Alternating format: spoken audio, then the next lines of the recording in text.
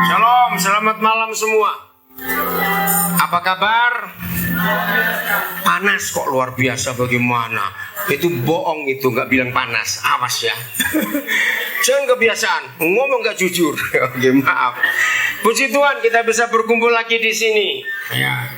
Loh, kok nggak ada yang puji Tuhan, nggak seneng kumpul di sini hari ini? Amin.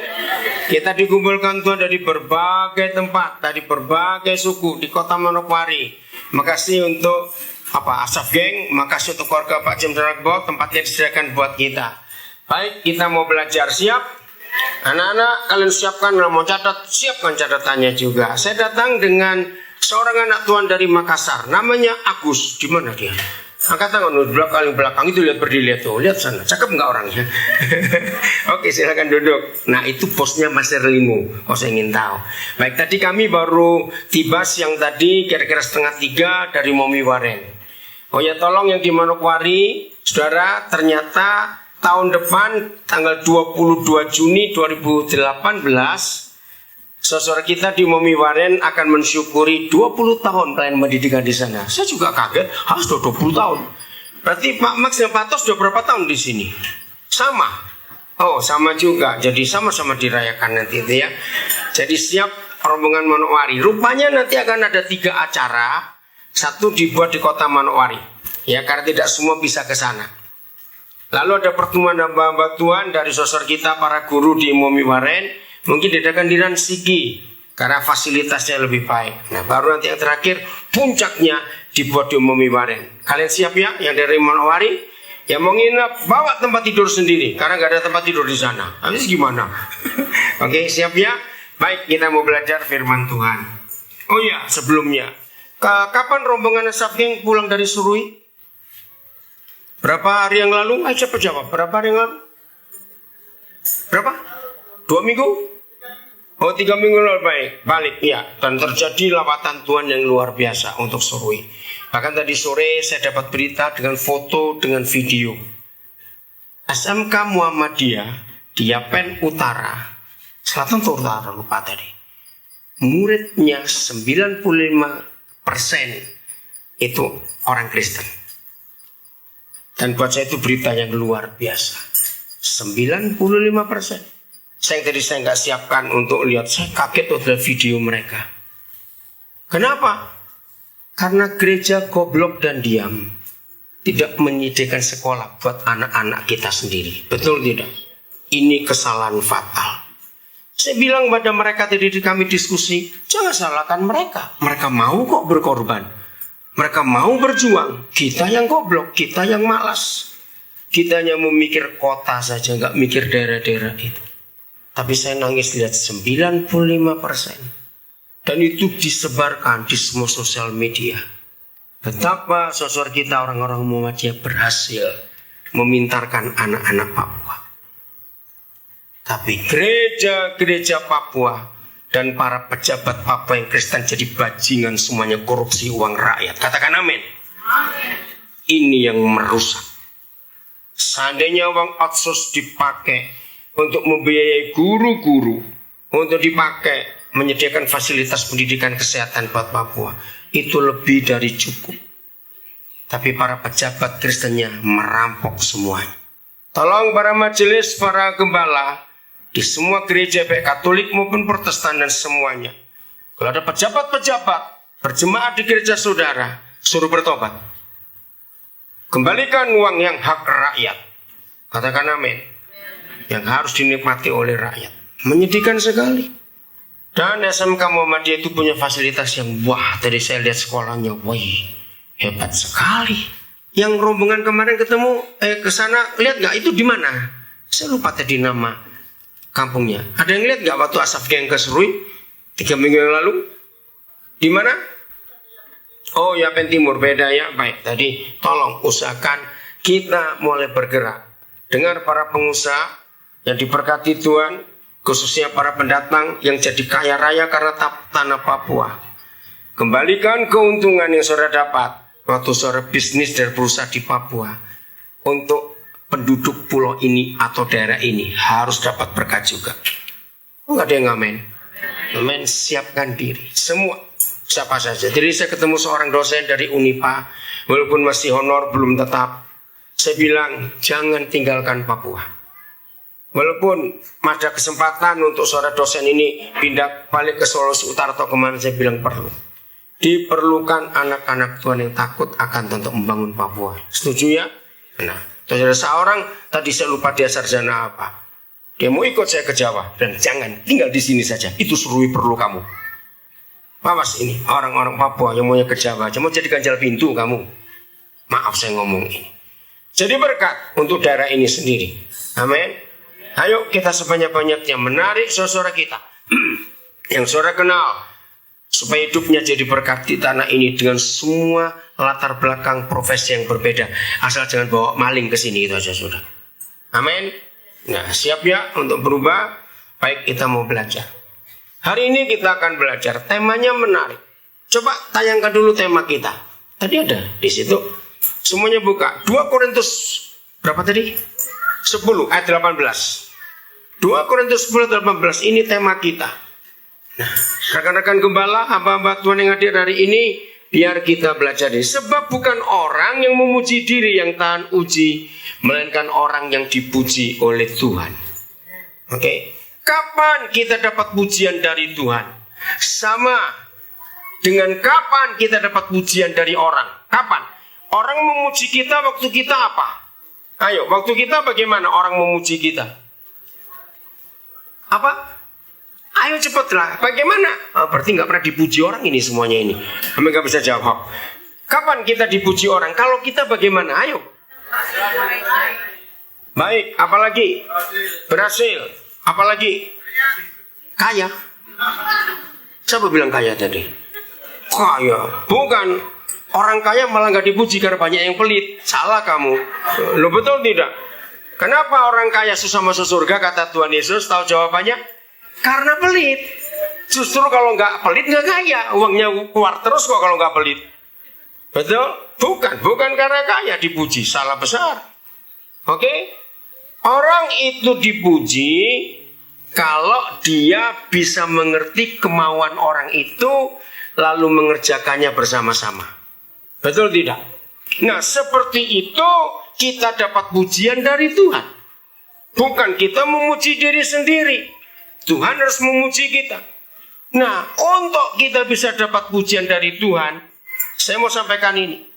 Ada 2 hal yang hari-hari ini membuat Tuhan sedih, membuat Tuhan panik, membuat Tuhan kacau hidupnya, membuat Tuhan gak ngerti buat apa. Karena tergantung kita gerejanya. 1, Tuhan panik. Karena orang-orang Israel makin hari makin jahat. Nah, urusannya apa dengan kita? Nanti kita pelajari. Keselamatan orang-orang Israel ternyata sangat tergantung dengan gereja Tuhan di dunia. Dan ini banyak yang tidak mengerti. Hal kedua yang buat Tuhan sedih, Tuhan gak bisa ngapa-ngapain. Karena yang Tuhan inginkan cuma satu. Tuhan tidak suka dibangunkan gedung gereja yang megah-megah. Nggak suka. Awal Februari lalu, pas memperingati Injil masuk ke tanah Papua, saya dengan rombongan, seharusnya rombongan Manowari ikut, tapi nggak sempat karena waktunya mendadak. Bapak Jeritan yang mengundang kami ke sana. Nah, maka kami rombongan dari Nabire yang berangkat. Kira-kira ada 16 orang. 3 hari kami pelayanan di sana.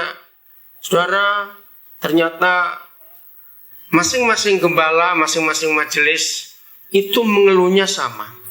Gedung-gedung gereja di Wasior, megah-megah, tinggi-tinggi menaranya. Nah, saya pikir kan bagus. Enggak, Pak. Loh, kenapa? Ngerawatnya susah. Kami nggak punya tangga setinggi itu. Maka itu kan banyak menara-menara itu jadi kotor, kusam. Nah, saya tanya, ini uang dari mana? Itu memang uang apa istilah mereka? Dan semua kami nggak minta, tapi kami dikirimkan uang untuk bangun gedung-gedung gereja semegah itu. Nah, itulah kesalahan. Seandainya uang sebanyak itu, saya ngitung-ngitung coba 1 menara saja, itu paling tidak bisa jadi 1 puskesmas itu. Untuk di desa-desa. Tapi dibangunkan semegah itu, bingung rawatnya sekarang. Uang dari mana kami? Biaya listriknya berapa? Dan semua mereka mengeluh. Nah, itu kurang perhitungan. Maka itu saya katakan hal yang kedua Yang membuat Tuhan sedih bukan karena kita tidak berhasil membangun gedung-gedung gereja yang megah, tidak. Yang membuat Tuhan sedih adalah keselamatan dari sekian banyak orang yang masih belum tahu dan percaya Tuhan Yesus. Itu lambat sekali penjangkauan gereja untuk saudara kita itu. Bukan untuk dikristenkan, tidak. Jelas ya? Karena satu-satunya kehendak Tuhan yang tertulis di Alkitab. Saya ulangi, karena satu-satunya kehendak Tuhan yang tertulis di Alkitab. Kalau cuma ada satu kehendak Tuhan dan cuma ada satu ayat yang menuliskan di Alkitab apa itu kehendak Tuhan, seharusnya gereja perlu doa puasa enggak untuk mencari kehendak Tuhan? Ayo jawab, perlu doa puasa tidak? Tidak. Sudah cuma satu dan ditulis di satu ayat. Enggak perlu cari pakai doa puasa. Apa itu kehendak Tuhan? Tapi kita tidak pernah tahu. Maka itu kita enggak pernah dapat pujian dari Tuhan, sebab kita tidak melakukan yang Dia inginkan. Betul? Oke, kita lihat dulu ayat ini. 1 Timotius 2 ayat 4. Inilah satu-satunya kehendak Tuhan yang tertulis di Alkitab. Kalau saudara mau belajar bahasa Inggris dan sedang bisa bahasa Inggris, cari di Google, di internet, ini buku gratis. Saya dapat buku ini tahun 2007 yang lalu. Judulnya Pagan Christianity. Tulis ya, Pagan itu P-A, bisa ditulis itu enggak? Enggak bisa. P-A-G-A-N. Pagan tulisannya ya, Christianity. Biasa. C-H-R-I-S-T Christian. I-A-N-Niti. N-I-T-Y. Christianity. Tolong catat. Nah, buku ini bukan karangan, tapi kumpulan fakta sejarah. Pengarangnya ada dua, Frank Viola dengan Josh Barna. Tolong yang bisa bahasa Inggris baca buku itu. Enggak ada. Enggak bisa tulis di apa di situ, ada enggak? Bisa nulis enggak? Ayo cepetan. Pagan Christianity. Ada yang punya internet di handphone saudara? Awas ya, yang punya handphone bisa pakai internet. Engkau enggak masukin Alkitab, enggak masukin kebenaran, saya colok matamu biar buta. Apalagi kalau kamu punya barang itu kamu cuma lihat pornografi, matilah kamu dalam nama Yesus. Daripada engkau merusak hidupmu sendiri. Pakai, kalau saudara bisa punya jaringan internet, belajar, ada banyak pengetahuan di situ. Awas yang hobinya di HP-nya hanya simpan video-video pendek yang lucu-lucu, yang kotor-kotor, matilah kamu dalam nama Yesus. Saya berkata kasar ini karena banyak anak-anak muda punya fasilitas yang hebat untuk hidupnya, tapi nggak digunakan. Saya berkata betul atau salah? Maka itu hati-hati handphonemu.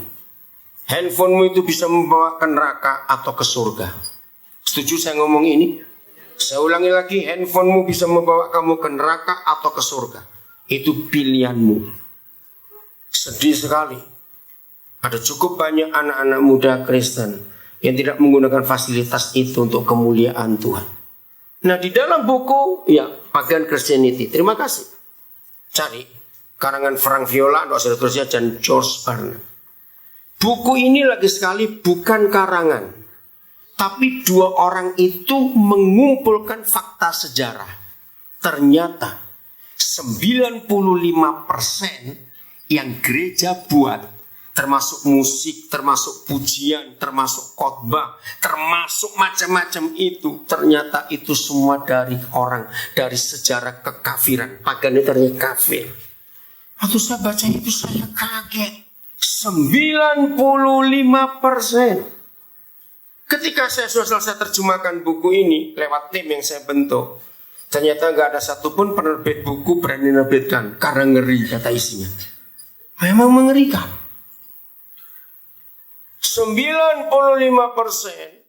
yang gereja lakukan termasuk bentuk-bentuk sekolah teologi itu ternyata sistem kekafiran.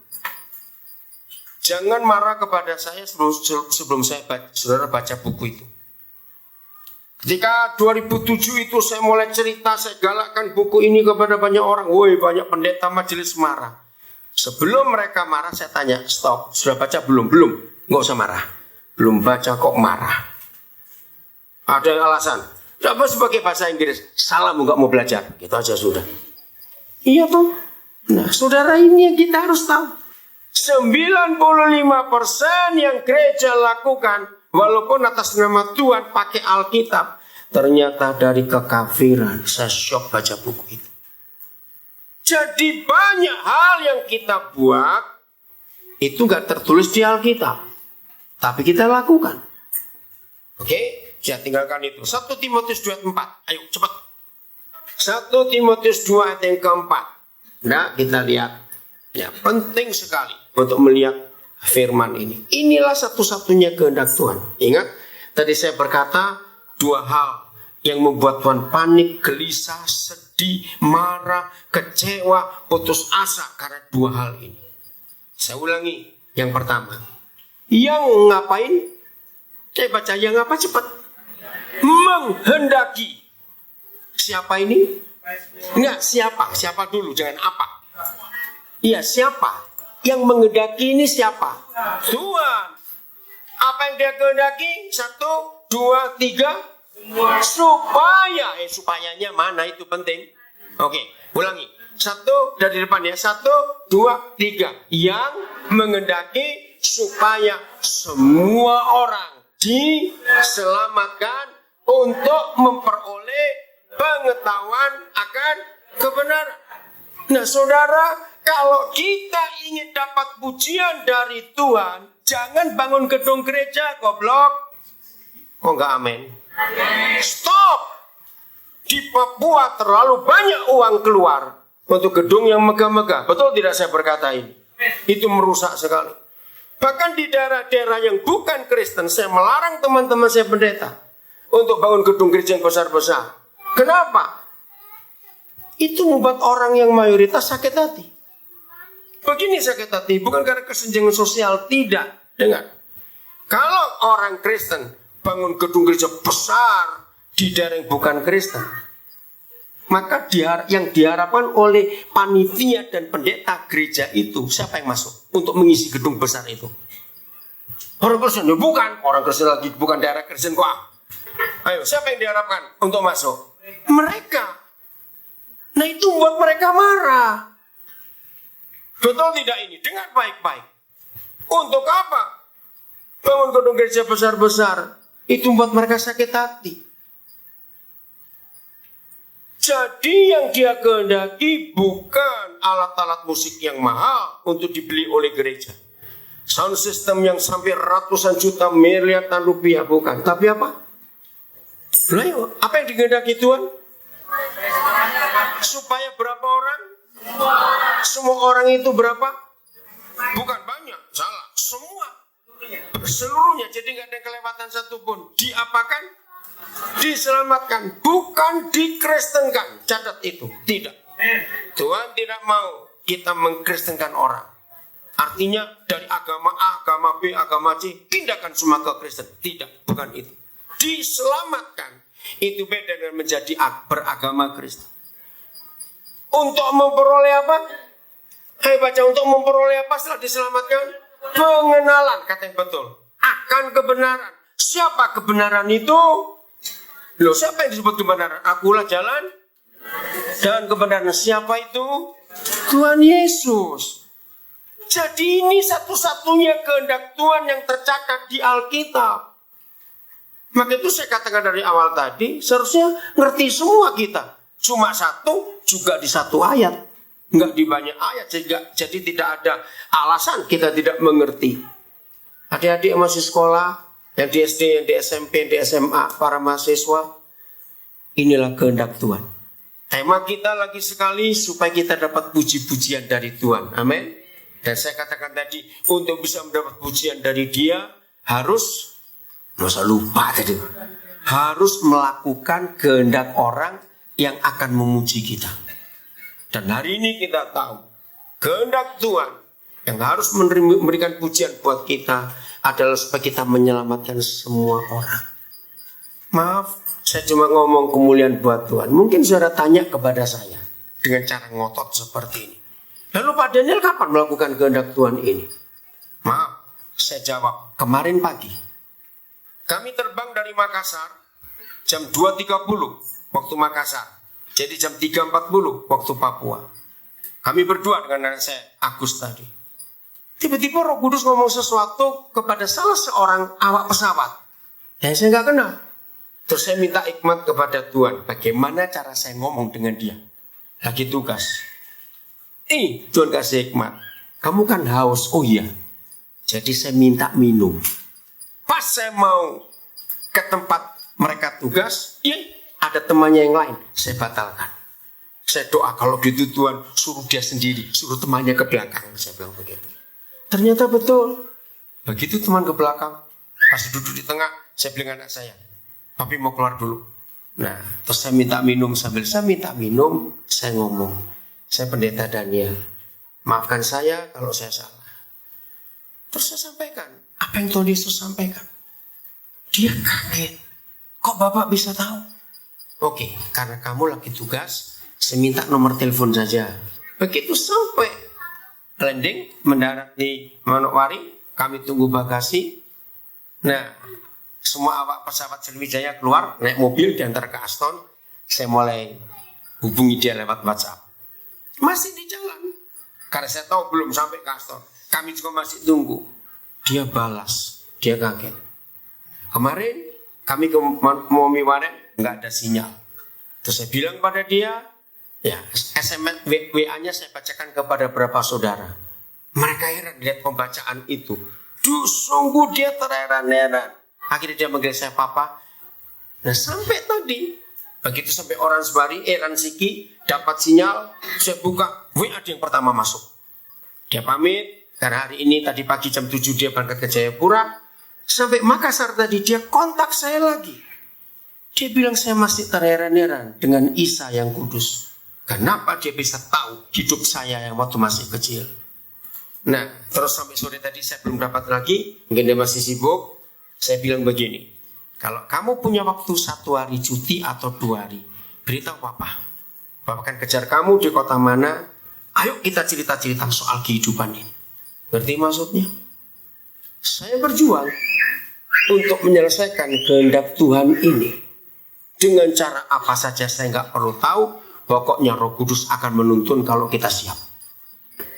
Amin. Kalau kita siap. Ini yang harus kita tahu. Saya nggak tahu saudara masih ingat tidak, tahun lalu saya cerita. Tanggal 4 Juli 2016 saya pelayanan ke Jayapura. Di gerejanya Pak Bangun Manurung. Ya. Karena kami kecepatan berangkat, lalu saya minta kepada panitia yang jemput saya, boleh nggak mampir ada pusat pertokoan kecil sebelum gereja itu? Oh, boleh. Saya beli sesuatu.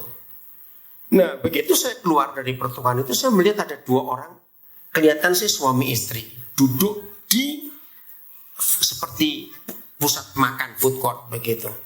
Tata Roh Kudus bilang, dekati mereka. Saya kenal suara papa saya itu betul.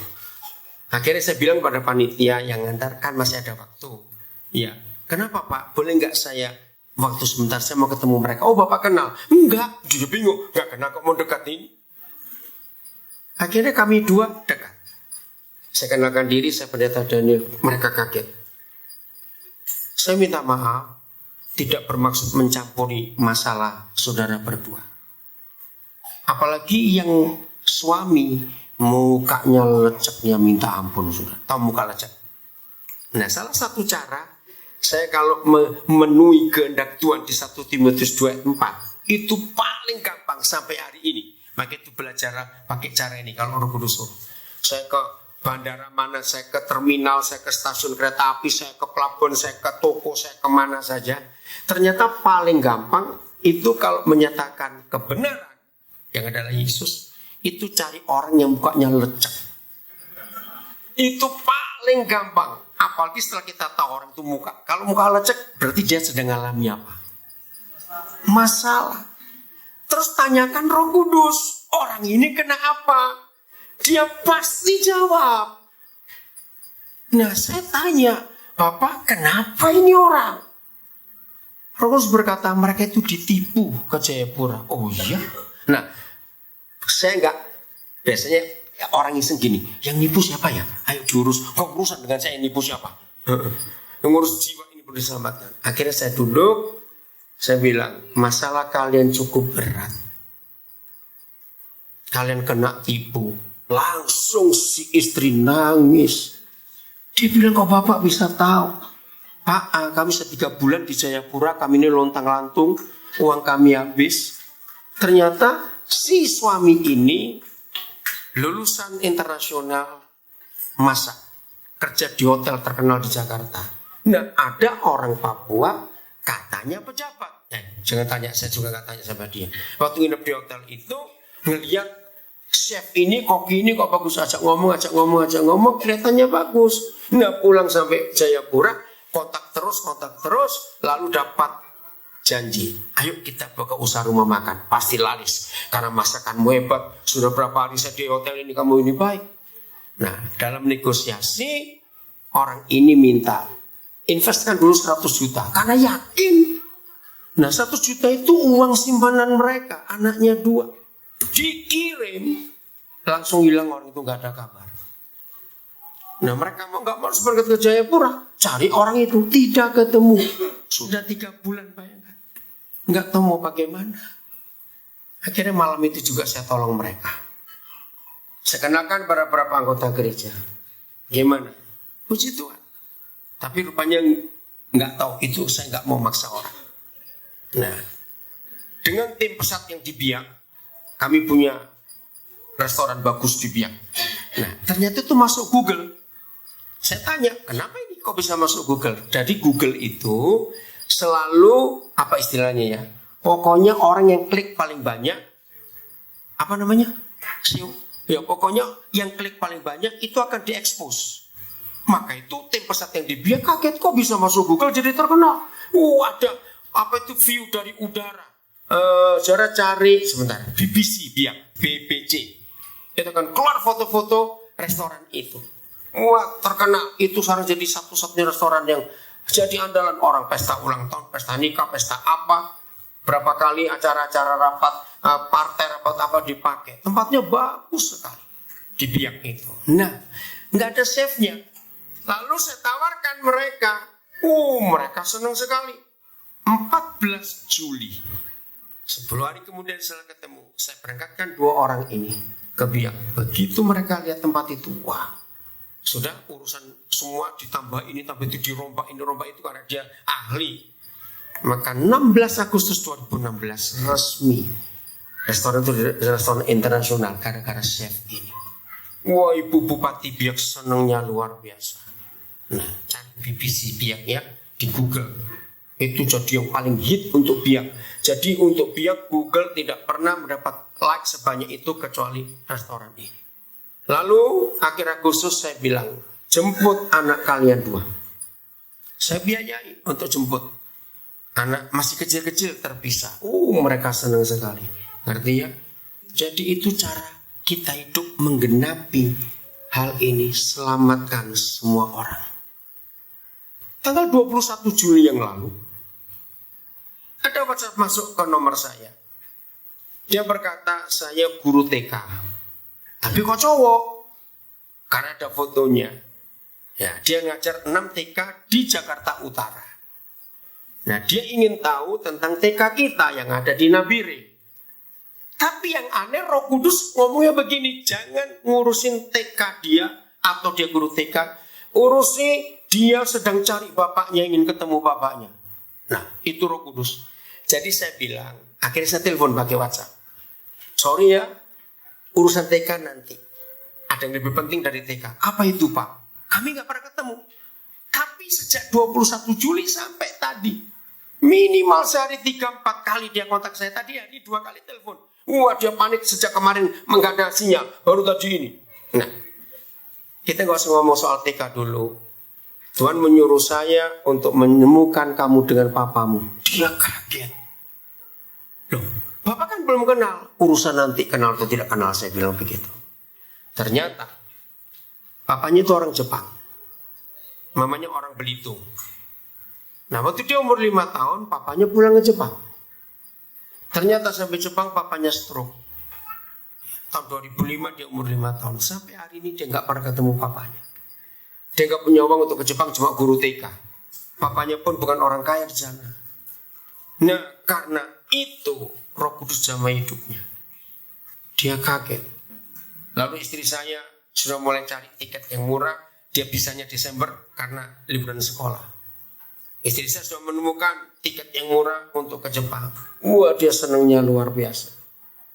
Nah, setelah dia tahu mau ke Jepang, dia mulai kontak papanya. Yang mengagetkan saya, di salah satu, saya lupa di hari, masih bulan Juli juga. Oh ya, sih baru tanggal 1 hari Agustus, Juli dong itu. Tiba-tiba dia bilang, akhirnya dia manggil saya papa. Saya dapat kabar dari papa. Kabar apa? Tiba-tiba papa saya ngomong, kalau kamu bisa ketemu papa di Jepang, kalau papa meninggal nanti, papa akan meninggal tenang karena saya ketemu kamu lagi. Jadi 12 tahun gak ketemu anak ini. Ngerti maksudnya? Saudara, untuk banyak hal kita bisa jadi berkat buat banyak orang. Katakan amin. Untuk banyak hal. Saya tidak tahu saudara akan dipakai Tuhan dengan cara apa untuk menyelesaikan kehendak Tuhan yang belum selesai. Yang kedua, soal Israel. Kita buka Roma 11 ayat 25. Roma 11 ayat 25. Jadi dua hal ini yang membuat Tuhan kita sedih, panik, kecewa, marah, nggak tahu bagaimana harus menyelesaikan. Karena dia nggak bisa buat apa-apa tanpa kita. Sebab saudara-saudara, supaya kita jangan apa? Supaya kita jangan apa? Kamu kan untuk kita, saya ganti kita. Supaya kita jangan menganggap diri kita pandai. Stop dulu. Ini kalimat negatif atau positif? Menganggap diri pandai, kita ditegur ini negatif atau positif? Negatif. Apa kata lain menganggap diri pandai? Sombong. Lihat tema tadi 2 Korintus 10:18. Jangan kau menganggap dirimu pandai, kau dipuji-puji, jangan. Mengapa kita sebagai gereja dan anak-anak Tuhan dianggap sombong oleh Tuhan? Karena ini loh. Sebab saudara-saudara, supaya kamu jangan menganggap dirimu pandai. Aku mau. Walaupun Paulus yang menulis, tapi ini Tuhan mau agar kita bagaimana? Agar kita bagaimana? Ayo baca, agar kita mengetahui apa? Rahasia ini. Titik 2. Nah, kalau disebut sebuah rahasia, itu sulit dimengerti atau susah dimengerti? Sulit dimengerti atau gampang dimengerti? Kalau namanya rahasia. Ayo jawab, susah dimengerti atau gampang dimengerti? Susah.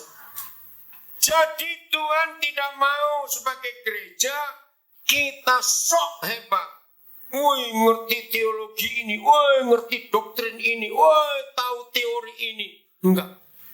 Usahakan diri saudara dan diri saya untuk bisa mengetahui satu rahasia. Dan rahasia ini yang membuat Tuhan itu sedih, kecewa, marah, panik. Karena ketika gereja tidak tahu rahasia ini, berarti setan yang bekerja keras. Titik 2, berarti kalau ada tanda baca titik 2 itu artinya apa? Karena itu, rahasianya itu di situ. Apa? Sebagian dari Israel telah menjadi tegar. Apa kata lain menjadi tegar? Ayo, apa kata lain menjadi tegar? Sebagian dari Israel, orang Yahudi itu. Apa? Cepatan. Keras kepala, menolak Yesus. Dan itu terjadi sampai hari ini. Sebagian dari Israel telah menjadi tegar. Sampai. Kata ini luar biasa. Sampai kapan mereka tidak tegar? Ayo sampai. Baca sampai.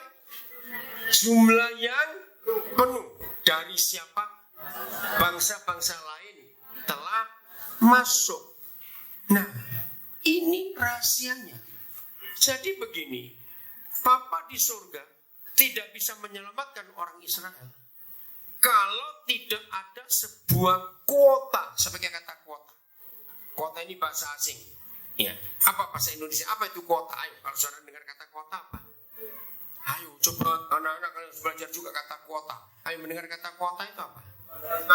Batasan untuk mencapai sesuatu. Nah, kalau batasan ini nggak tercapai, maka sesuatu itu nggak bisa didapat. Ternyata Bapa di surga punya kuota supaya Israel diselamatkan. punya target. Nah, kuota ini yang tidak ada seorang pun tahu, hanya Tuhan yang tahu. Begitu kuota ini terpenuhi, jumlah bangsa-bangsa lain telah masuk pelan-pelan. Telah masuk kemana? Ayo cepat. Maksud telah masuk ini telah masuk kemana? Ayo ya betul, suara itu betul, sahabat dari sini. Masuk kemana? Percaya kepada Tuhan Yesus. Siapa bangsa-bangsa lain itu? Bukan. Kita yang sudah diselamatkan harus tahu rahasia ini. Jadi bukan kita lagi, orang-orang yang di luar kita. Betul? Berarti kita harus apa? Harus memenuhi 1 Timotius 2 ayat 4. Sampai jumlah yang penuh dari bangsa-bangsa lain telah masuk. Saudara, saya mendapat rahasia ini tahun 82. Waktu saya diundang melayani retreat di Bedugul. Ada berapa gereja di Denpasar tahun itu buat retreat gabungan. Ketika pagi-pagi saya lihat udara Bedugul sejuk, dingin, pemandangannya indah. Tiba-tiba saya itu melihat bagaimana ini saudara di Bali, kapan mereka ketemu keselamatan itu. Mereka itu rajin beribadah luar biasa. Nah, tiba-tiba ayat ini muncul. Sejak itu saya terus berusaha untuk bersaksi tentang Yesus dimanapun saya berada. Dan kalau Roh Kudus tunjukkan. 3 kesaksian tadi saya membuat saudara jadi mikir sesuatu. Kapan saja, di mana saja, bagaimanapun keadaannya, kalau Roh Kudus menyuruh, saya lakukan. Karena ayat ini. Nah, selama bangsa-bangsa lain belum masuk sampai kuota terpenuhi, hati Tuhan bagaimana? Sedih. Dia merana. Kapan ini terpenuhi? Ini rahasianya. Nah, masalah angka saya nggak mau tahu. Nah, ada suatu kali waktu saya ngajar ini di sebuah acara misi, seminar misi, ada yang ngotot, ingin tahu, bilang enggak. Kita nggak perlu tahu jumlahnya. Yang penting kita kerjakan keselamatan itu. Amin. Karena kurang ajarnya kita. Kalau kita sudah tahu jumlahnya sekian, terus ngitung. Yang sudah selamat berapa? Oh, masih kurang 3. Ayo santai yuk, kan kurang ajar kita. Ngerti maksudnya kan? Begitu tidak bisa. Mengenai angka bukan urusan kita. Yang penting kita mencari sebanyak-banyaknya. Amin. Kalau Tuhan suruh. Ayat 26. Masih Roma 15. Ayat 26. Dengan jalan demikian. Teruskan. Nah, seluruh Israel akan diselamatkan. Stop dulu. Dengan jalan apa? Saya bilang demikian. Awas sih. Bukan itu pertanyaan jawabannya. Dengan jalan apa? Bukan demikian lagi. Bukan. Oh. Iya. Dengan jalan memenuhi kuota yang Tuhan tetapkan. Jadi yang diminta siapa untuk bekerja? Kita. Bukan malaikat. Kita. Begitu kuota itu terpenuhi dengan jalan demikian, maka seluruh Israel akan diselamatkan. Kalimat berikut kita nggak usah baca karena nggak ada waktu untuk diskusi. Maka itu saya ulangi lagi seperti kalimat pertama. Setelah kita baca 2 bagian ini, 1 Timotius 2 dan Roma 11. Saudara tahu nggak, Papa di surga sedang merana, sedang sedih, sedang kecewa? Jawab ya atau tidak? Karena belum selesai pekerjaannya ini. Yang pulang dari Serui, saudara marah tidak? Betapa banyak anak-anak Kristen ingin sekolah ke kota, tapi orang kaya di kota tidak menyediakan tempat. Tapi yang menyediakan tempat untuk mereka tinggal, untuk mereka makan, ternyata bukan yang Kristen. Sedih tidak? Karena mereka punya misi. Begitu apa kerja kita? Nah, ini yang lebih celaka lagi, yang membuat Tuhan sedih. Bahkan saya berkata dia marah. Kalau saya boleh pakai kata manusia, Tuhan stres. Begini, kuota belum terpenuhi, ternyata sebagian besar anak-anaknya di daerah Kristen malah berubah semua. Ngerti nggak kalimat ini? Lo ngerti tidak? Berapa banyak gadis-gadis Kristen menjual imannya karena kawin? Jawab ya atau tidak. Bayangkan, yang di luar sana belum bertambah jumlahnya, ternyata yang di dalam berkurang jumlahnya.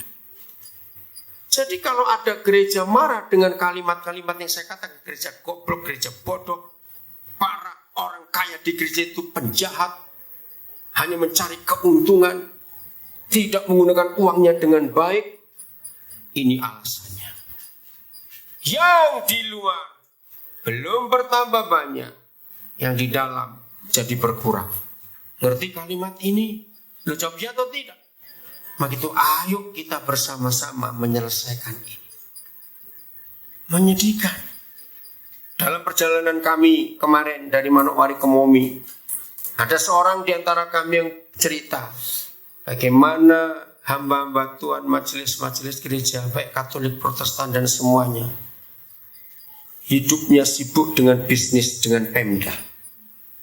Menyedihkan sekali. Saudara, ini masalah besar. Terus ayat 27. Ayat 27. Dan inilah perjanjianku dengan mereka. Jadi Yahweh Tuhan punya perjanjian dengan yang orang Israel. Tapi perjanjian itu gak bisa digenapi sebelum siapa? Ayo, masa lupa sebelum siapa? Kita. Ngapain? Ayo. Sebelum kita ngapain? Memenuhi kuota itu. Jadi sebelum saudara dan saya bisa memenuhi kuota itu, maka dosa mereka nggak bisa dihapuskan. Apa yang terjadi dengan hati Tuhan kalau dosa mereka nggak bisa dihapuskan? Ayat 28. Ini yang menyedihkan sekali, buat Tuhan stres kalau saya katakan. Mengenai Injil. Siapa? Jangan sebut mereka lagi, saya tahu nih kata mereka. Saya tanya saudara, mereka itu siapa di ayat ini? Ayo, siapa kata mereka di ayat 28? Orang Israel. Mengenai Injil, Yahudi itu adalah setru Tuhan. Oke. Pelan-pelan.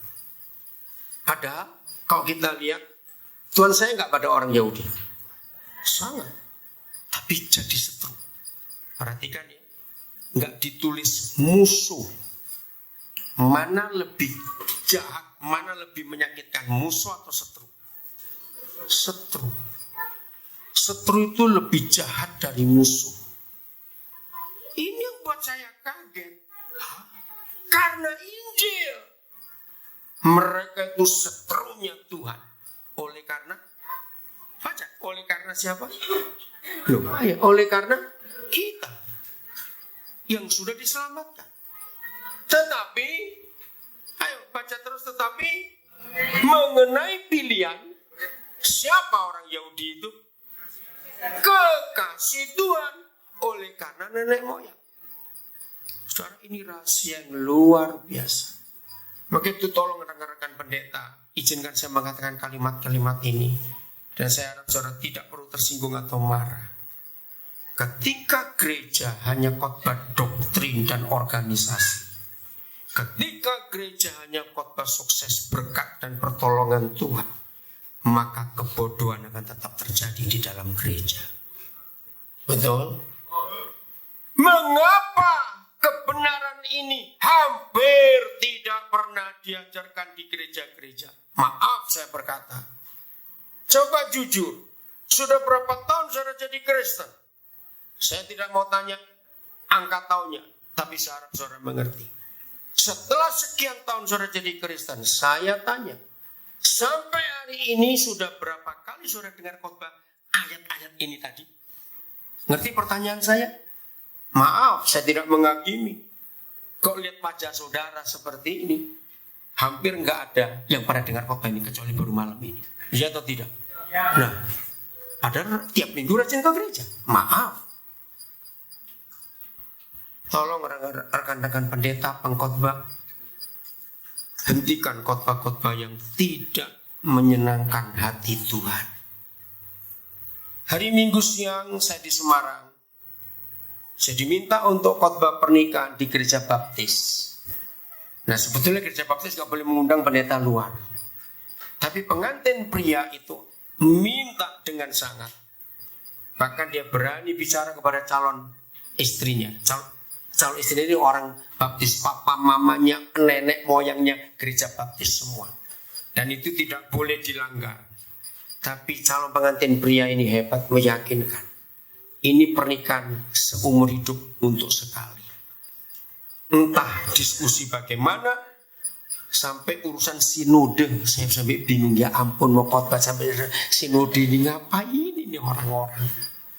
Dianggap kayak ngundang setan saja.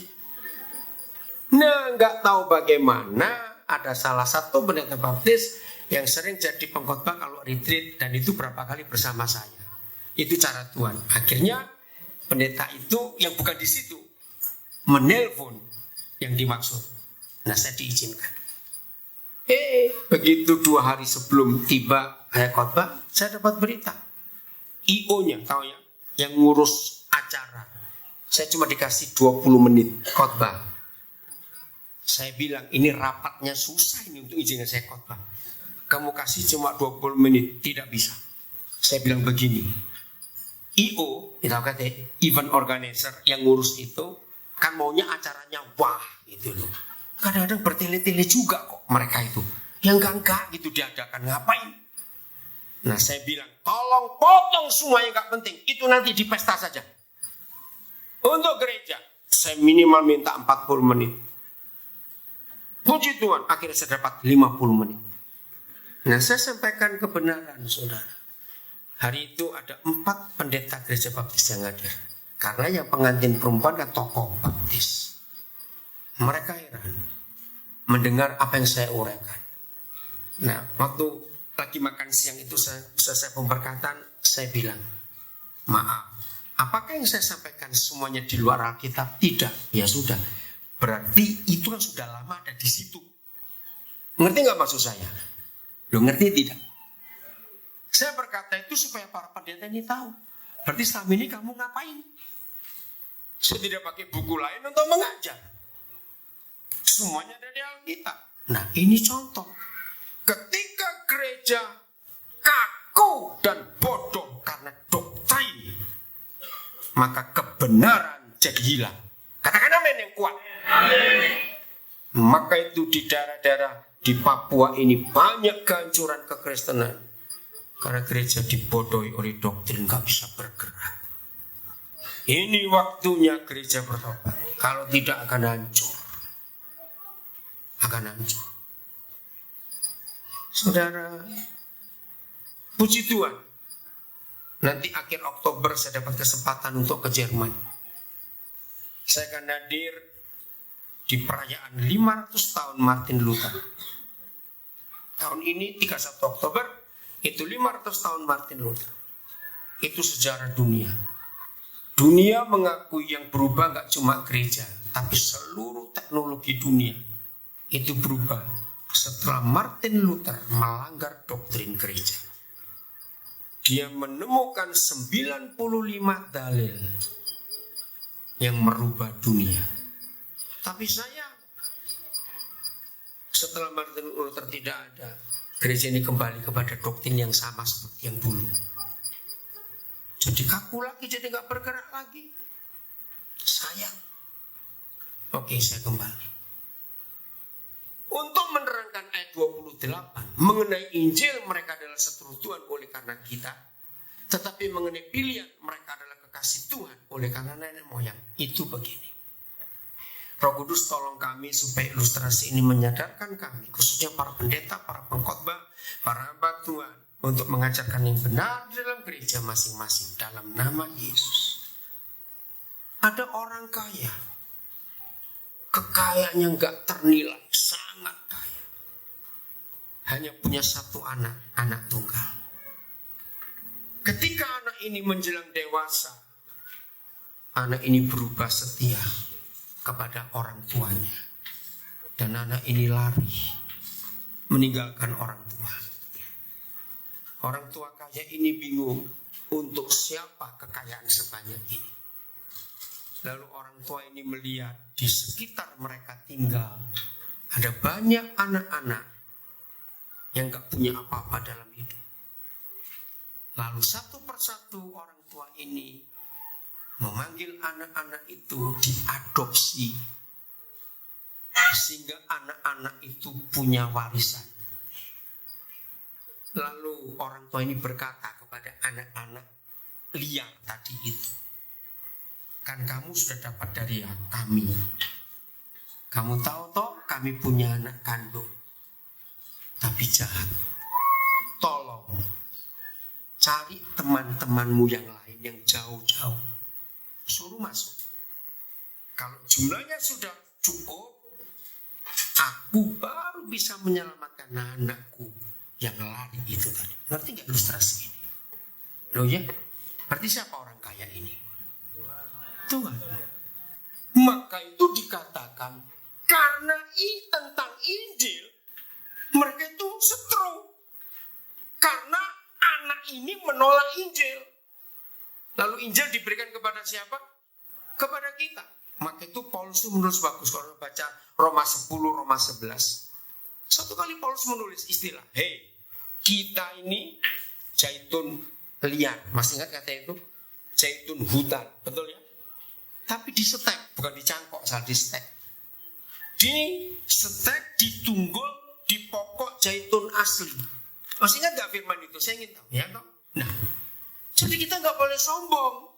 Kita ini dapat warisan itu karena anak ini memberontak pada orang tuanya. Nah sekarang orang ini minta timbal balik. Bukan minta apa-apa dari kita. Tidak. Cari teman-temanmu sebanyak-banyaknya. Yang belum masuk suruh masuk. Baru aku bisa menyelamatkan anakku. Mendengar ilustrasi ini, kalau saudara orang tua itu, hati saudara bagaimana? Melihat anak kandung yang harusnya mewarisi apa yang saudara punya, tapi anak saudara lari. Dan saudara punya tetangga banyak, dan anaknya diselamatkan satu persatu. Ngerti nggak pertanyaan saya? Kira-kira hati saudara bagaimana? Ayo cepat jawab. Kalau saudara yang termasuk anak-anak yang belum jadi orang tua, ayo kira-kira bagaimana perasaanmu? Kalau kamu satu hari sudah menikah punya anak, anakmu seperti itu, sedih, merana, kecewa. Terus terang, waktu Pak Tos memberikan saya tema ini, saya tuh pusing. Ini mau ngomong apa tema begini nih? Tapi ketika saya tenang sejenak, saya bilang, Papa, apa yang harus saya ajarkan? Muncullah kebenaran ini.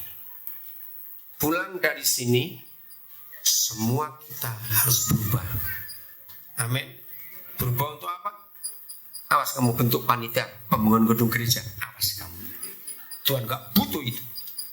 Harus apa berubahnya? Ayo harus apa cepat lah.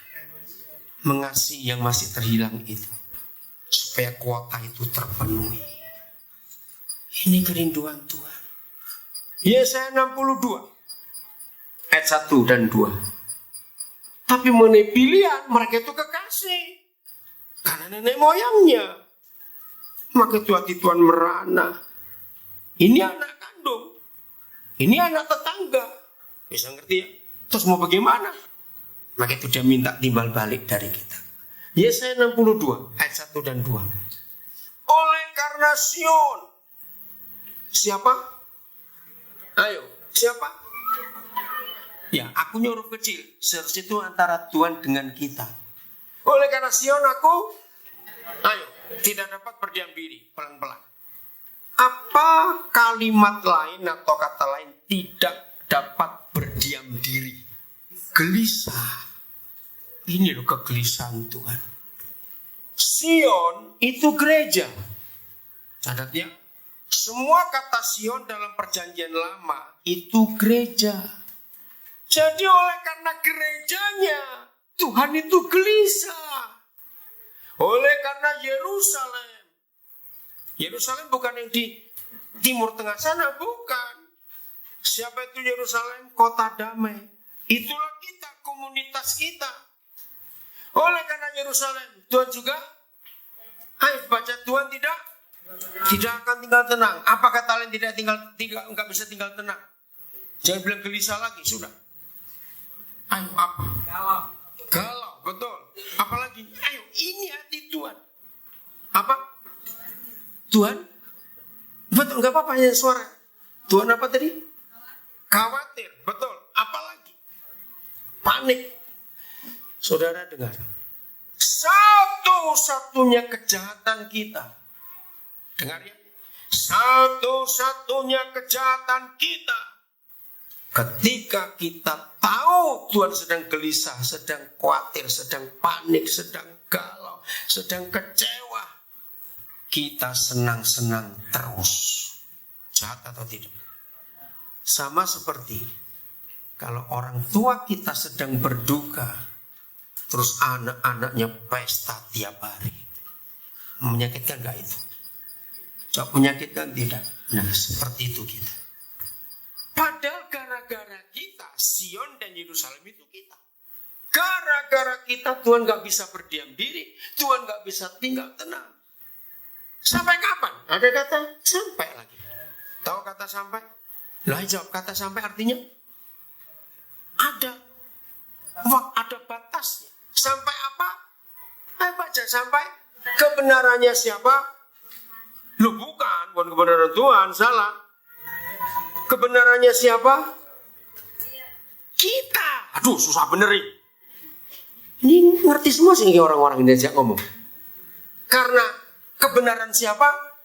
Kita harus bersinar seperti cahaya. Dan keselamatan kita menyala seperti sulung. Supaya apa? Nah ini, supaya bangsa-bangsa akan melihat apa kita, kebenaran kita, dan semua raja bahkan akan melihat kemuliaan kita, dan orang akan menyebut kita dengan nama baru yang akan ditentukan oleh Yahweh sendiri. Jadi sebelum kebenaran dan keselamatan yang Tuhan beri buat kita menyala, bersinar, supaya semua bangsa dan raja-raja melihat, maka Tuhan tetap galau, sedih, kecewa, panik, gelisah. Sebelum kata sampai itu. Sudah ayat 2. Dan ini yang terjadi. Mudah-mudahan, maaf saya pakai kata ini, mudah-mudahan kalau boleh Tuhan menemukan semua kita di sini hari ini ditemukan oleh Tuhan, hati kita mulai ikut gelisah juga. Amin. Kalau nggak bisa semua, mungkin ada yang datang karena pacarnya hari ini, mungkin, maaf, sehingga nggak konsentrasi. Atau mungkin ada yang datang kompor belum mati di rumah tadi, mungkin. Ngerti contoh-contoh ini? Mungkin, atau karena yang lain. Paling tidak, kalau ada 80% di antara kita yang mendengar firman ini dan hati saudara gelisah, ada sesuatu yang membakar, membuat saudara mulai sadar, Tuhan sudah cukup senang. Mungkin juga gak ada 80%, mungkin. Mau berapa persen? Terserah saudara, saya gak tahu. Mengerti maksud? Tapi berbahagialah kalau kita bisa ngerti. Maka itu mulai hari ini, tetangga, teman, anak-anak yang sekolah, teman-teman lu sekolah, yang di SD, SMP, SMA, mahasiswa, karyawan, para janda, para pensiunan, ya, yang punya banyak waktu nganggur itu jangan keliling aja naik taksi kiri kanan sangking bosi sangking, terus pelabuhan, terus kampung Ambon. Aduh, maaf itu. Coba cari rekan-rekan saudara yang susah, yang apa, datangi, hibur. Pakai cara tadi terus, cari orang yang mukanya lecek, jangan lupa itu. Itu orang perlu keselamatan. Datangi, nggak usah ngomong agama, tidak perlu ngomong agama. Ngomong soal kasih, ngomong soal pengampunan, apa saja yang perlu. Itu caranya membuat kegelisahan Tuhan jadi tenang. Ayat terakhir. Saudara senang nggak Yesus cepat datang? Betul? Nah, pertanyaannya, kenapa saudara senang Yesus cepat datang? Ayo cepat. Jawab, kenapa saudara ingin Yesus cepat datang? Suatu kali, saya lupa tahun berapa, selama tahun 80-an. Ya, di satu gereja ngundang saya bicara tentang akhir zaman. Di baris kedua dari depan, selama saya ngajar itu, saya terganggu dengan seorang bapak. Dia rajin nyadat, dikit-dikit nangis dia. Wih, ini Bapak luar biasa. Saya sampai terpengaruh betul. Begitu, aduh, sudahlah pokoknya. Ini saya pengen turun aja. Ini Bapak ini kenapa dengar khotbah seperti itu? Iya, saya harus selesaikan ngajarnya. Udah selesai, saya panggil gembala untuk maju. Terus saya duduk di sebelah dia pas kosong. Saya tanya, Pak, Bapak ini luar biasa. Kok bisa sampai seperti itu Bapak dengar saya khotbah akhir zaman? Betul Pak Pendeta. Aduh, saya baru ngerti, ini luar biasa. Ya terus kenapa Bapak sampai terisak-isak? Kenapa? Aduh, saya betul-betul pengen Yesus cepat datang. Iya, kenapa Bapak ingin Yesus cepat datang? Jawabannya buat saya kaget. Karena utang saya belum lunas. Aduh, ini sudah ngaco sekali ini. Ayo, awas ada yang di sini minta Yesus cepat datang karena utangnya nggak lunas. Awas kamu, awas. Ayo, maka itu saya tanya, mengapa saudara minta Yesus Tuhan cepat datang? Ayo. Bahkan ada yang berkata, Tuhan jangan datang dulu. Gue cakap, kenapa? Karena gue belum kawin. Apa urusannya? Oh, awas kamu. Oke, coba jawab. Kenapa saudara ingin Yesus cepat datang? Ayo. Ada satu hal yang kita harus tahu. Kalau Tuhan Yesus nggak datang-datang, setan makin merajalela. Ini loh masalahnya. Coba kita buka 2 Tesalonika 2 ayat yang ke-8. 2 Tesalonika 2 ayat yang ke-8. Ini masalahnya kalau Tuhan Yesus nggak cepat datang. Ya. 1 Tesalonika 2 ayat 8. 2 Tesalonika 2. Saya bilang apa? Saya bilang betul nggak? Ah, ini dia.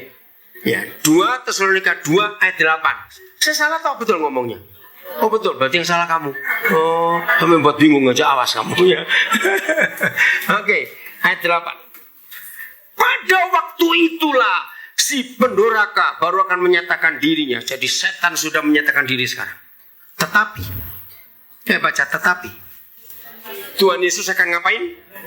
Membunuhnya dengan nafas mulutnya. Dan akan memusnahkannya. Kalau tidak ada ayat ini, saya nggak akan ribut sibuk dengan kedatangan Tuhan Yesus. Ini buat saya jadi marah.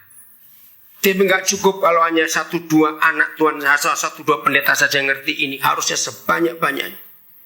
Dengar ya. Si pendurhaka itu hanya bisa dimusnahkan. Ingat ada 2 kata kerja. Membunuh dan memusnahkan. Jadi mana yang lebih fatal? Memusnahkan. Kapan si pendurhaka itu musnah? Ayo, kapan? Kalau Yesus datang kembali. Jadi kalau tiap hari saudara dengar pembunuhan, kejahatan, perampokan, narkoba, dan sebagainya, itu karena Tuhan Yesus terlambat datang. Karena mereka eksis, mereka nyata. Ngerti? Di Papua banyak nggak kejahatan? Banyak. Maaf saya berkata, ternyata setan di Papua jauh lebih banyak daripada di Jawa, saudara. Loh, jangan tertawa, ini serius. Dari mana saya mengukur kriminalitas? Papua ini total semua penduduknya, Papua Barat dan Papua, itu nggak sampai 5 juta. Di Pulau Jawa itu 100 sekian puluh juta. Tapi kriminalitas jauh lebih banyak di Papua dibanding di Jawa. Itulah ukuran yang saya pakai. Berarti setan lebih banyak di mana? Di Papua. Padahal ini daerah Kristen. Maka itu tim yang keserui marah. 93 tahun Injil. Tapi kemiskinan, kebodohan, kejahatan, incest, tahu kata incest? Hubungan seks di dalam keluarga masih terjadi. Pejabat-pejabat, kepala-kepala desa, istrinya lebih dari 1, lebih dari 2. Padahal di daerah itu Injil sudah 93 tahun. Di Manowari berapa tahun Injil? 100 berapa? Lupa ini. 100 berapa? Orang Manowari kalau lupa sini gimana ini? 156. Pak Guru, bagaimana itu ngitungnya Pak Gurunya? Ayo, 1855. Jadi berapa tahun cepat? 162. Betul. 63. Oke. Nah, bayangkan. Setan masih banyak nggak di Manokwari? Nah, ngeri. Mengapa? Karena Yesus nggak datang-datang. Ayat terakhir. Kapan Yesus datang? Kita buka Kisah Rasul 3 ayat 21. Kiranya saudara bisa mengerti hari ini. Biarlah firman ini menggelisahkan hati kita, khususnya para pengkhotbah, para pendeta, majelis, hamba Tuhan, penginjil. Ayo kita berubah mulai hari ini. Kristus itu apa? Ayo baca apa? Harus di mana cepat? Tinggal di surga. Stop. Ada kata apa setelah itu? Sampai. Jadi artinya, ayo apa arti kata sampai di sini? Batas waktunya. Sampai kapan? Ayo sampai pemulihan berapa hal? Segala sesuatu. Dengarkan dulu. Saya nggak tahu kenapa banyak gereja masih goblok betul. Sejak bulan Juni yang lalu, sering ngikuti nggak di sosial media Kristen? Dikatakan tanggal 23 September 2017 ada pengangkatan. Baca nggak? Saya bilang ini goblok betul orang-orang ini. Alkitab itu menulis mengenai waktu, saat, tanggal, nggak ada yang tahu. Betul tidak? Dan itu sudah terjadi bertahun-tahun yang lalu. Berapa kali orang meramalkan bulan sekian, tahun sekian, tanggal sekian Yesus datang. Ini itu. Sudah berkali-kali enggak? Nah, masa sih goblok kok enggak habis-habis? Itu saya heran. Betul-betul waktu sosial media Juni ngomong itu saya bilang enggak mungkin. Enggak ada yang tahu. Bahkan Tuhan Yesus sendiri tahu atau tidak? Tidak. Ini yang jadi masalah. Tapi ayat ini menolong saya untuk mengerti. Bukan soal waktunya, tanggalnya, harinya, tahunnya, tidak. Saya ngomong pada mereka yang goblok-goblok itu. Dan Yesus datang. Tunggu ya, tanggal sekian. Dengar. Dunia ini kan bulat. Mudah-mudahan nggak di Manowari nggak ada orang goblok kelompok bumi datar itu. Awas kamu. Itu kelompok aneh, bumi kok datar bagaimana? Oke. Nah kalau datar air lautnya kan tumpah semua dong. Dengar ya. Nah bumi ini bulat toh. Misalnya kalau orang berkata Yesus datang tanggal 29 September, itu harus ditanya dulu di mana. Sebab 29 September di Papua itu masih tanggal 28 September di Amerika. Loh betul tidak? Ya toh? Jam 10 malam di Papua tanggal 29. Itu di Australia yang bagian timur itu sudah jam 1 malam. Hari baru. Besoknya. Nah, ngerti? Maksudnya ngerti enggak? Maka itu mereka enggak lihat. Tanggal 29 di mana harus tahu dulu. Itu beda-beda waktunya. Oh, ada yang ngotot. Ya kan dia Tuhan. Ya memang dia Tuhan. Terus gimana? Mau datang barengan? Ya terserah, saya bilang begitu. Berarti tanggalnya dirubah dong. Tanya dulu Tuhan 29 September turun di mana? Baru kita ngitung. Maaf ya, ngerti gak maksud ini? Itu loh orang kok gobloknya gak habis-habis nggak ngerti juga. Memang ada ayat berkata, seperti engkau melihat dia terangkat. Masih ingat ya Kisah Rasul 2? Seperti Kisah Rasul 1, seperti itu engkau lihat dia turun. Betul, tapi di mana? Itu harus tahu dulu. Kalau memang itu di Yerusalem Bukit Zaitun, betul, misalnya iya, ya tanggalnya dirubah dong. Ngerti ya? Nah, maka itu ayat ini luar biasa. Kristus itu harus tinggal di surga. Sampai waktu pemulihan segala sesuatu, seperti yang difirmankan Tuhan, dengan perantara nabi-nabinya yang kudus di zaman dahulu. Kalau kita baca ayat ini, dan gereja seperti ini, masih lama sekali. Mungkin bisa 100 tahun lagi. Mungkin bisa 200 tahun lagi. Loh kok bisa? Pelan-pelan. Pemulihan berapa hal? Berarti banyak atau sedikit itu? Sangat banyak. Pemulihan apa? Ayo. Jelas kok, pemulihan apa? Baca. Bukan firman, salah. Sesuatu tadi, ngawur aja. Bukan sesuatu tadi. Pemulihan apa? Lu itu lu ditulis ini bisa benar. Pemulihan bukan kalau segala satu. Jadi ini makan telur cicak kah? Pemulihan seperti itu loh. Lagi sudah salah tertawa. Pemulihan apa? Nah itu baru betul. Pemulihan seperti yang difirmankan Tuhan dengan perantaraan nabi-nabi yang kudus di zaman. Nah, siapa nabi-nabi yang kudus di zaman dahulu itu kapan? Supaya cepat. Ayat ini menunjuk perjanjian lama. Betul? Di zaman dahulu. Karena di zaman perjanjian baru kan gak ada nabi-nabi. Semuanya rasul. Rasul Paulus, rasul itu. Jadi ini perjanjian lama. Maka itu saya bisa berkata perlu 100 tahun atau 200 tahun lagi kalau lihat fakta ini. Dengan saya bandingkan kegoblokan kita sebagai gereja yang gak mau tahu kegalauan Tuhan. Yang tidak mau tahu kesedihan Tuhan.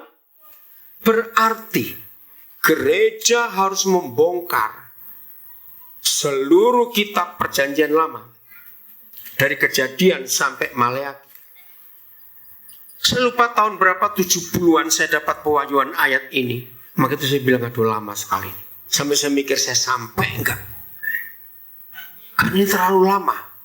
Jadi dari Kejadian ternyata ada nubuat pemulihan. Apalagi nabi-nabi. Kalau saudara baca kitab Esra, nubuat pemulihannya adalah bait suci. Kalau saudara baca kitab Nehemia, pemulihannya adalah tembok Yerusalem, tembok iman. Saudara baca kitab Yesaya, saudara akan ketemu pemulihannya tentang apa? Kitab Yeskiel, tentang Yeremia, semua sampai Maleakhi. Karena terlalu banyak, saya bilang saya nggak akan sanggup menyelesaikan semuanya. Saya jadi sombong nanti. Akhirnya tahun 84, saya mengambil keputusan, saya akan memulihkan segala sesuatu dari kitab Maleakhi. Kembalikan hati bapak-bapak kepada anak-anaknya. Ngerti maksudnya? Jadi pemulihannya itu ada banyak. Saudara baca kitab Amos, kitab Mika, kitab Hosea. Itu banyak sekali. Ngerti nggak sekarang ini? Itu kapal apa itu? Kapal apa masuk ini? Apa? Kapal apa? Oh kapal minyak. Oh bukan. Oh jauh. Kok ini jauh sebenarnya. Oke dengan ini. Maka itu saudara kenapa saya suka marah kepada gereja. Karena ini masih lama sekali. Lu betul tidak? Kalau mau jujur, mau kapan selesainya? Jadi Tuhan Yesus gak bisa datang sebelum apa? Ayo sebelum apa cepat? Dipulihkannya berapa? Sesuatu. Dengan catatan apa yang dipulihkan? Seperti yang difirmankan para nabi yang kudus di zaman dahulu. Berarti masih lama gak kalau kita gak serius? Lu masih lama tidak? Nah saya minta sekarang saudara mengerti. Kalau saya marah kepada pendeta, marah kepada gereja karena alasan ini. Kita cuma seringkali main Kristen-Kristenan saja, betul? Kalau nonton bola, bangun sendiri. Jam ibadah, perlu disiram air dulu. Kan kurang ajar. Maaf saya ngomong ini, betul atau tidak? Ya bertobat kalau ngaku. Mau kapan? Kalau kita diajak ibadah, wah alasannya banyak. Kakinya kecepit pintu kah? Celananya lepas resletingnya kah? Gigi palsunya belum ketemu kah? Misalnya. Tapi kalau diajak nonton konser, cepat berangkat duluan. Saya siram minyak kamu, gitu aja sudah. Ngerti kata ini? Kita harus serius menyelesaikan pekerjaan Tuhan. Tapi saya tidak pernah mendapat jawaban yang begitu telak dan begitu jelas. Ketika awal Mei tahun 90, saya dari Wamena mau kembali ke Sentani di Jayapura. Waktu itu cuma ada merpati. Maka dari penginapan apa itu ya, Nayak, Hotel Nayak miliknya Pak Nahua, ya, pengusaha desa meninggal. Saya ke bandara, cuma di depan saja. Nah, ada petugas yang sedang duduk di belakang kaunter, tapi dia lagi nulis-nulis, saya nggak tahu nulis apa. Saya datang, masih sepi bandara. Pak, jam berapa pesawat berangkat? Dia nggak jawab, tapi gini, loh, kok ditertawakan? Saya mikir, saya salah tanya atau ada yang lucu? Mikir juga. Enggak, saya nggak salah. Saya tanya jam berapa. Saya ulangi lagi, Pak, jam berapa pesawat berangkat? Itu nggak perlu ditanya berangkat kemana. Karena waktu itu cuma ada satu-satunya tempat, pokoknya Wamena harus ke Sentani. Nggak bisa ke lain-lain tempat. Waktu itu tahun 90. Sama. Saya jadi emosi dong. Lalu nada saya tinggikan. Pak, jam berapa pesawat berangkat? Baru dia berdiri. Terus dia ambil tiket saya, disorong balik. Oh, Bapak orang baru ya? Iya, sambil saya marah. Memang saya baru pertama kali ke Wamena. Pantasan. Oh, saya betul-betul nggak tahan. Apa susahnya jawab jam berapa? Saya tanya begitu. Muter-muter orang baru segala macam. Memang saya orang baru. Pak, sabar Pak. Ayo kalau saudara sabar nggak kira-kira? Ternyata dia bilang begini, Pak maaf, pesawat di Papua sepertinya begitu di Wamena begini itu nggak pakai jam. Loh, lalu pakai apa? Kan saya tanya. Dengar jawabannya, pakai mata dan pakai kuping. Aduh, saya bilang, jam berapa kok muter-muter? Bilang, tunggu dulu Pak, saya mau jelaskan. Oh, kalau saya ingat ini akhirnya goblok itu saya. Aduh. Jadi begini Pak, kalau di pedalaman ini, bahkan sampai sekarang bukan? Dulu sebelum jalan tembus ke Anggi, ada kan pesawat masih pakai mapto, masih radio dulu. Apa itu? Cerah. Awan terbuka, matahari boleh bersinar. Saya pikir apa-apa nih orang-orang yang sering naik map akan tahu gitu ya. Jadi gini Pak, pesawat di sini nggak ada jamnya, cuaca yang menentukan. Jadi Bapak lebih baik balik ke penginapan. Kalau mau pakai mata, lihat ke langit. Terus kalau cerah, kemungkinan besar dia datang. Setelah pakai mata, Bapak pakai kuping. Kalau dengar nah itu datang. Bapak cepat ke sini. Dari marah saya jadi tertawa. Oh begitu. Iya Pak, ini Papua. Saudara saya, aduh luar biasa. Kira-kira begitu nggak yang tahu-tahu pengalaman itu? Masih ingat tahun 93 istri saya nangis di Bandara Serui. Hanya gara-gara mau ke Biak. Yang terbang itu nggak sampai 18 menit. 3 hari kami bolak-balik penginapan Merpati ke bandara. Nggak ada berita. Dan tiap hari per jam-jam. Ada yang 6 jam, ada 7 jam. Wih, istri saya nangis. Capek kami nunggu, nggak ada kepastian. Karena cuaca. Ngerti ya? Begitu petugas Merpati menerangkan itu. Saya langsung bilang terima kasih, saya balik ke hotel. Saya menangis langsung, saya baca ayat ini. Saya ngerti kalau begitu. Kristus itu harus tinggal di surga. Sama jawabnya, pakai matamu dan kupingmu. Ngerti istilah ini ya? Sampai apa? Sampai cuaca ini cerah. Baru pesawat itu bisa datang. Maka itu saya makin yakin. Kalau gereja tidak bertobat, mungkin masih 100 tahun lagi Yesus datang. Tapi celakanya, setan dikasih kesempatan 100 tahun. Mereka bisa menangkan jutaan jiwa enggak? Nah, sekarang aja kayak begini. Narkoba, free sex, pornografi, perjudian, kemabukan. Luar biasa. Kalau Yesus enggak segera datang, celaka kita. Pulang dari sini mau berubah setelah dengar firman ini? Ayo, kita percepat. Ayat terakhir, betul-betul terakhir. 2 Petrus 3. Ayat, lu kok tertawa, awas kamu. Itu suaranya Jerry, itu awas itu Jerry. 2 Petrus 3 ayat 11. Ini yang kita harus belajar. 2 Petrus 3 ayat 11. Jadi, jika segala sesuatunya akan hancur secara demikian, ini kengerian dunia. Betapa suci dan salehnya kita harus hidup. Siapa kita? Ayat 12. Siapa kita di sini? Harus suci dan saleh, harus hidup kita. Yaitu kita yang menantikan dan mempercepat kedatangan hari Tuhan itu. Ini yang buat saya kaget.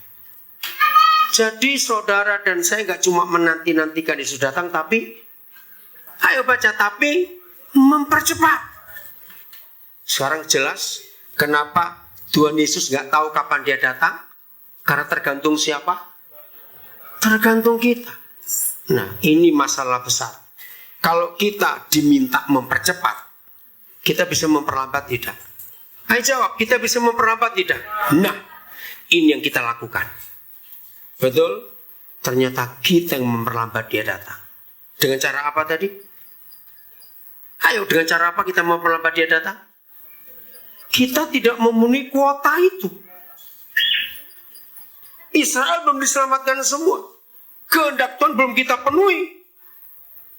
Karena kita sibuk dengan urusan kita sendiri.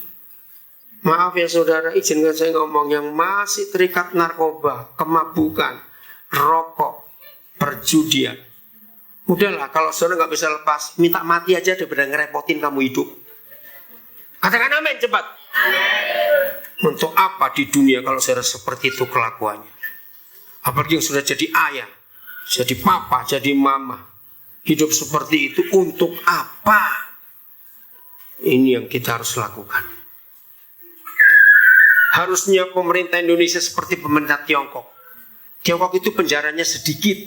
Kenapa penjara sedikit? Karena begitu tahu penjahat, pengadilan Tiongkok cuma paling lama itu 2 kali. Begitu tahu jahat langsung dihukum mati. Maka itu nggak repot-repot. Harusnya begitu pemerintah Indonesia. Lihat Presiden Filipina, sejak dia jadi presiden September tahun yang lalu, sudah lebih 6.000 penjahat narkoba ditembak mati. Maka itu dia diributin oleh banyak kelompok HAM. Dia bilang ini negaraku. Rakyatku rusak gara-gara narkoba. Nah, berapa hari yang lalu Pak Presiden sudah bilang, langsung tembak mati kalau saya ketahuan. Dan itu betul, daripada ngerepotin. Daripada jadi agen-agen iblis. Ayo kita jadi agen-agennya Injil. Amin. Untuk menyelamatkan sebanyak-banyaknya orang. Mau berubah mulai hari ini?